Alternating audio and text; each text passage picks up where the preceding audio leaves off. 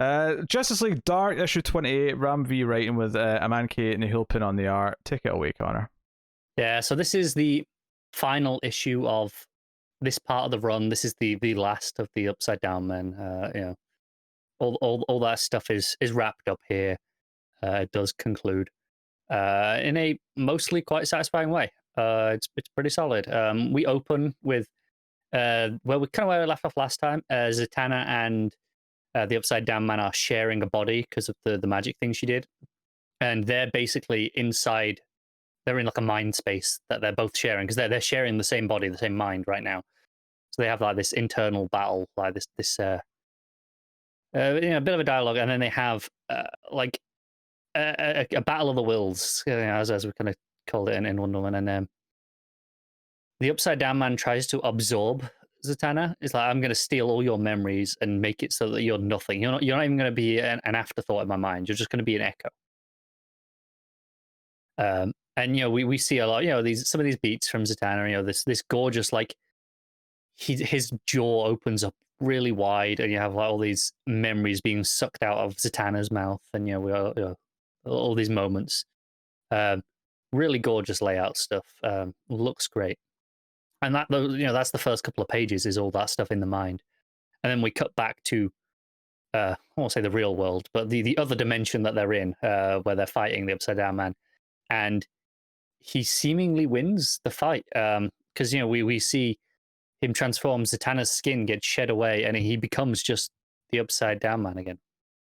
Except, then starts fighting the others, and Diana's like, no, you haven't won yet. Haven't you realized you're standing the right way up? She's still in there. There's still a part of her making that decision. So again, this is where it cuts back into his head, and it's Zatanna be like, no, I can do this. I've got to just focus on one memory, one clear, real memory, and kind of make that a thing, and kind of bring that memory to life. And it comes back to a beat that was earlier in the book. The first trick that her dad taught her was the rabbit in the hat, where it's a dead rabbit, and he puts it in, and out comes a real rabbit, an alive rabbit. But ultimately, it is actually just a trick, and there's still just a dead rabbit in the dark somewhere. And that memory of her for the first time bringing an actual rabbit back to life, with real magic, not stage magic. And her father being like, no, there's always a cost, and I'll take that, and he takes that cost. And that was a big part of the run earlier. And that's it. This is where she wins. This core belief permeates so much that it kind of infects the Upside Down Man so much to the point where magic has a cost, and because magic has a cost, his power is false. So he kind of loses, and the body almost explodes. It's like a shedding of the skin with an explosion sort of effect, and it's Zatanna kind of underneath, and shedding the Upside Down Man's skin, and it's brilliant. And there's just a little part of him still in there. But Diana like locks him away with Hecate's magic, and that's most of that stuff. We kind of then transition into the epilogue of this part of the run, where it's Bobo is back in the Oblivion Bar. He's got it all running up again, and he's serving Khalid a drink. Because Khalid's kind of forgotten a lot of the stuff. He took a big hit to the head, and a lot of this is kind of fuzzy for him. So he remembers parts, but the rest of this is Bobo kind of just filling him in on the story. Acknowledges that Ken is gone. He is fate now, but something's wrong for whatever reason. Naboo's not talking to him, so it's just a ornamental helmet right now. But Bobo's like, hey, me and you both know that seems great. It seems like you've got to rest right now, but that's not the reality of it. You're going to have to be ready. So you better get this sorted soon. And that's kind of his epilogue. You have a little bit of Bobo again telling the story of what happened. This world that they created where Swamp Thing, they infused all the Swamp Thing's being and life force into it, and to bring it life and to give it stability and rules. Has reforged the Nightmaster's sword, and they decide to call the place New Mirror. So that's back now. Man-Bat's really struggling with what he's done because he feels guilty because he's the one who created this kind of virus essentially that made Swamp Thing do what he did, and he's the one who had to inject Swamp Thing with it. And again, not that Swamp Thing wasn't willing, that he made that sacrifice, but he's still feeling guilty about having done it. But he finds some evidence that no, there is still a consciousness buried deep within the green there, waiting to be reformed. And then the big one that comes last is Zatanna is there crying over Constantine's dead body. He is dead at this point.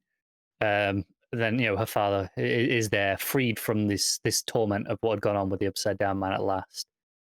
And they have one final moment, and he does what he did with the rabbit, whereas take this cost and let it be borne onto me, and that's it. And he leaves and dies for good this time, and so Constantine can come back. And just there's a wonderful panel of her just crying into his chest, and him just it is a completely silent panel, but just that moment of after her father has finally died. It's a great moment. You could just see the final epilogue part that is after Bobo's story. This is while he's just telling Khalid about hey, you should probably get on with fixing that. It's just Diana and Zatanna having a little meeting on a rooftop.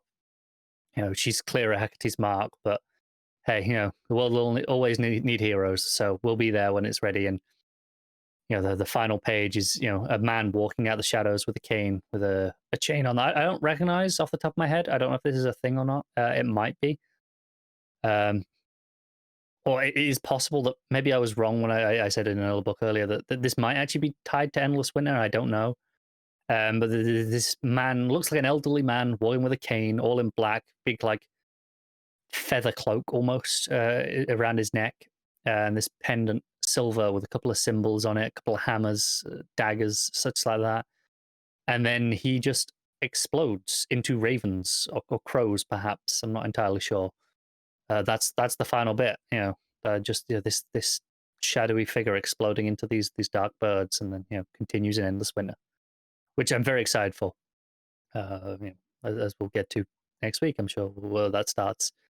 But honestly, this book, it does everything it kind of needs to do to wrap up this story at last. None of it is out, a surprise. There's no big shocking beats in this issue. There's nothing that catches you off guard. It is very much wrapping up the conclusion. Here's what we need to do, which makes it a little bit less exciting than some of the other issues, for sure. But it also leaves me very excited for what we've got coming up in the next stage of the run, where Ram V can really for the first time now he gets to start and do his own thing from scratch. Maybe he might be reforging the team because they are all off doing their own thing right now.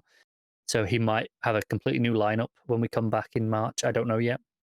It seems likely. But it's really exciting that Ramvi gets to start from scratch now and do what he wants instead of tying up Tynan's run, which again he's done a great job with. It's a task that no one really wants to do in comics. No one wants to come in and finish off someone else's story. I'm sure they want to tell their own.